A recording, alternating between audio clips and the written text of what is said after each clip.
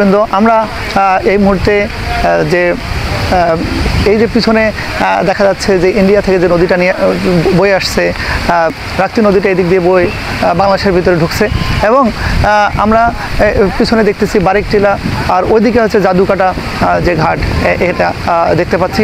এই জায়গায় আমরা দাঁড়িয়ে একটা নির্মল বাতাস, বেশ বাতাস করতেছে আজকে, খুব সুন্দর একটা অনুভূতি। এবং সাথে কিন্তু যে এটা আমরা সুনামগঞ্জের এই সময় যেরকম আবহাওয়া হয়, যে বৃষ্টি হচ্ছে এবং এই নদীর তীরে নির্মল বাতাস পাচ্ছি। কিন্তু এখানে আরেকটি বিষয় হচ্ছে যে এখানে এসে আমরা দেখতেছি আমরা অনেকেই এই জায়গাটা অপরিষ্কার করে ফেলি।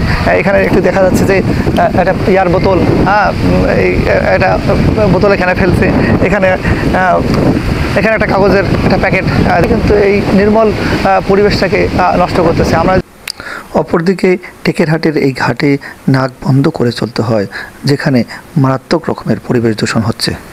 অন্যদিকে টাঙ্গুয়ার হাওরের এই ভাসমান নৌকোগুলো থেকেও কিন্তু খাবারের প্যাকেট, পলিথিন এগুলো কিন্তু পরিবেশ দূষণ ঘটাচ্ছে। এই হাওর হোক আর নদী হোক, রাপ্তি নদীটা যে সুন্দর পানি বয়ে নিয়ে যাওয়ার কথা, সে কিন্তু আসলে এই ময়লা আবর্জনাগুলো কিন্তু নিয়ে যাচ্ছে। আর আমাদের যে জঞ্জালগুলো তারা কিন্তু এই নদীটা কিন্তু নিয়ে যাচ্ছে। আসলে কিন্তু এটি আমাদের হওয়া উচিত না।